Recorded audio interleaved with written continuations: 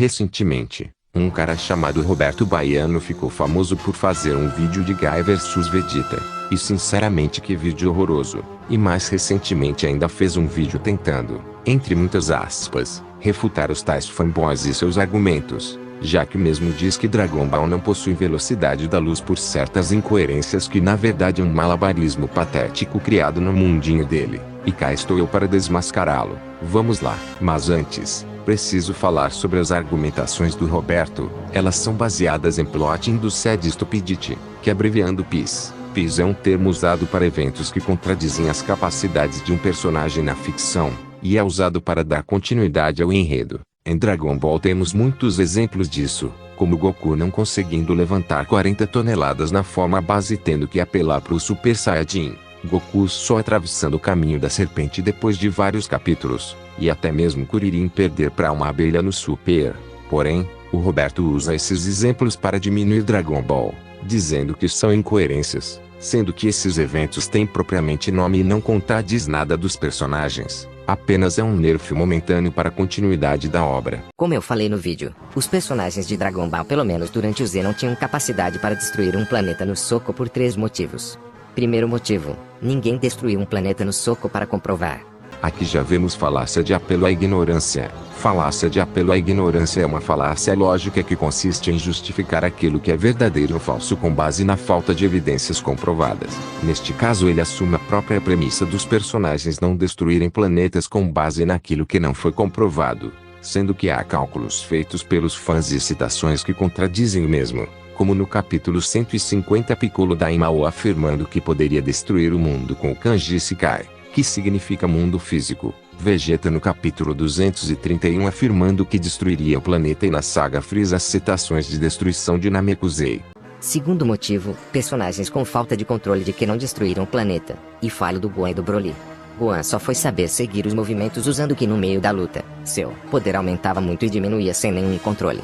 Isso são características de falta de controle de Ki do mesmo jeito que lançar ataques de Ki e voar são características de controle de Ki. Sim, Gohan mesmo naquela época tinha um bom controle de Ki. No capítulo 428, Gohan explica que para Videl conseguir executar a técnica da dança do ar ela teria que ter controle de Ki. E é mostrado Videl tendo capacidade de voo no torneio de artes marciais. Ou seja, até mesmo para uma técnica simples daquela precisava do controle de Ki. E Gohan literalmente carrega e joga um ataque de Ki no Nappa no capítulo 223. Ou seja, se até mesmo para uma técnica de dança do ar era necessário controle de Ki, um ataque de 2800 de poder de luta também precisaria de um, e não seria um mau controle de Ki, já que literalmente Nappa e Vegeta ficam surpresos com o golpe na cena. Isso mostra que o controle de Ki do Gohan era ruim. Seu ataque com mais de 2000 de poder de luta só levantou poeira. Na Daisenshu volume 6, Akira explica que os personagens de Dragon Ball podem condensar o Ki e diminuir o alcance dos seus golpes, DC, e focar apenas em um local específico, AP, ou seja, em várias ocasiões onde personagens lançam ataques fortes e não destroem um planeta não significa a não capacidade deles praticarem isso, e sim deles não quererem isso. E também pela lógica, já que muito antes disso apenas com uma rajada de Ki Piccolo destrói a Lua, e o mesmo possuía essa capacidade apenas com sua forma base tendo 322 poder de luta, declarado por Raditz no capítulo 195. Então não faz sentido Gohan ser absurdamente mais forte que esse Piccolo e conseguir apenas levantar poeira. E o terceiro motivo, se o Ki aumenta atributos então aumenta a força de maneira igual não importa se é levantamento de peso ou na potência dos golpes. Não faria sentido o Ki do Goku fazer ele ter força para aguentar no máximo 40 toneladas na forma base, e ao mesmo tempo fazer seu soco ser muito mais forte que isso. Como explicar isso de maneira coerente com a obra? Bom, eu já expliquei sobre isso no início do vídeo. Esses eventos se chamam PIS. Porém o Roberto usa bases com esse tipo de incoerência para tentar provar o próprio ponto, sendo que é apenas um simples nerf momentâneo para a continuidade da história, não diminui as capacidades dos personagens ou algo do tipo.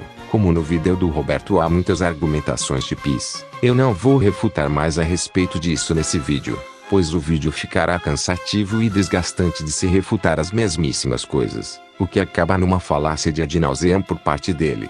O que é seletivo? Vou perguntar de novo, o que é seletivo? o que seleciona onde Goku terá mais força. Se Goku usando seu Ki tem força para destruir um planeta no soco, então por qual motivo ele usando o Ki não teria força para suportar 40 toneladas? Isso prova duas coisas. A primeira é que Dragon Ball é uma obra ridiculamente incoerente e estou mostrando isso a vocês. E o segundo é que Goku não consegue destruir um planeta no soco. Sim, o que é seletivo e eu posso provar. No capítulo 321, Freeza utiliza o seu 100% de poder para lutar contra Goku Super Saiyajin.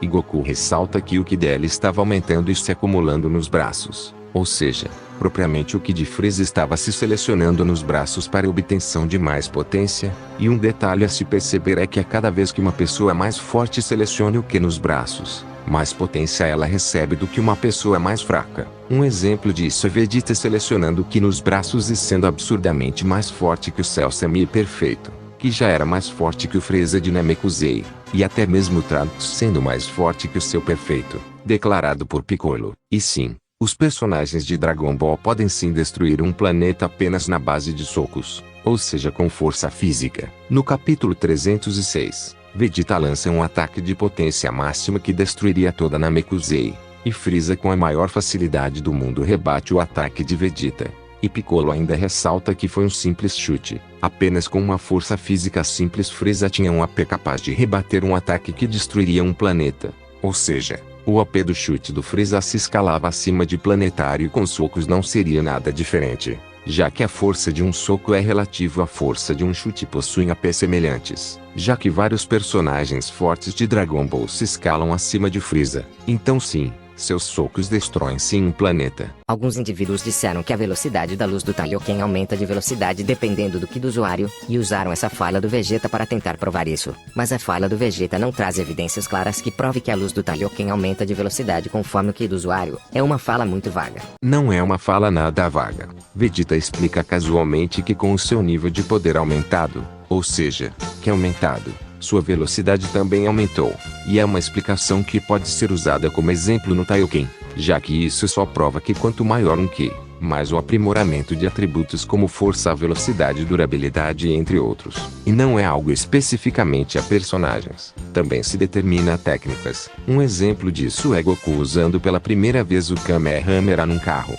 e num pós-treino com o Mestre Kami. O seu Kamehameha já tinha um AP muito maior quando bateu de frente com o Kamehameha do Mestre Kami no torneio de artes marciais. Ou seja, mais uma prova de que aumenta atributos físicos e também aumentam os atributos de uma técnica. E não é só isso que tenho a mostrar a vocês. Na Daisenshu volume 4, também é citado que a cada vez que uma pessoa com mais Ki, ou seja, a cada vez que uma pessoa mais forte tenha essa técnica, mais forte ela se torna. E é algo que novamente reforça a minha fala, já que Ki maior é igual a atributos maiores, e como até mesmo a força do Taiyoken aumenta com maior Ki de acordo com a Daisenshu, a velocidade também é aprimorada por meio de Ki. É muito comum encontrar um indivíduo falando que Namekusei é maior que uma estrela e que tem 3 sóis orbitando o planeta por causa dessa fala. Mas estão completamente enganados, já que isso pode ser facilmente explicado da seguinte forma. O sistema solar onde está localizado Namekusei possui 3 sóis. Mas essa minha explicação faz sentido? Claro que faz, e vou explicar os motivos. Como Dodoria disse, Namekusei não é um planeta muito grande. Essa afirmação já refuta completamente quem diz que Namekusei é maior que uma estrela. Neste momento chegamos ao pior argumento do vídeo. Vamos lá refutar. Primeiramente, a fala de Dodoria não comprova nada do ponto dele, já que ele apenas diz que Namekusei não é um planeta grande. Isso apenas prova que os planetas grandes em Dragon Ball são maiores do que uma estrela. E a pior parte disso é ele se basear na cosmologia do universo da vida real para tentar nerfar a cosmologia de Dragon Ball.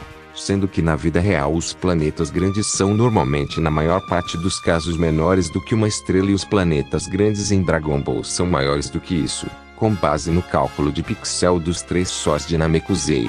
Então tentar nerfar um verso com base numa fala que nem ressalta o próprio ponto é idiotice. Bom, é isso. Não refutei tudo sobre o vídeo até porque é muita coisa que faria o vídeo ficar bastante longo, e eu decidi só refutar as principais argumentações que ele usou para nerfar o verso de Dragon Ball. Mas antes de acabar o vídeo, ainda preciso ressaltar algumas coisas. Eu propriamente já debati com o Roberto, e sinceramente que debate ridículo. Ele cometeu falácia de ad nauseam e inversão do ônus da prova por literalmente querer que eu prove algo que já tinha provado várias vezes e que ele que deveria provar em primeiro plano, já que ele que não tinha provado nada e só tinha feito perguntas que não levavam a lugar algum e ainda com uma base patética, além de repetir as mesmas coisas por todo o mesmo debate. Tudo isso para provar o quanto ele é negacionista e o quanto isso chega a ser ridículo de se refutar as mesmíssimas coisas as mesmas vezes. Enfim, vou ficando por aqui. Espero que tenham gostado e até mais.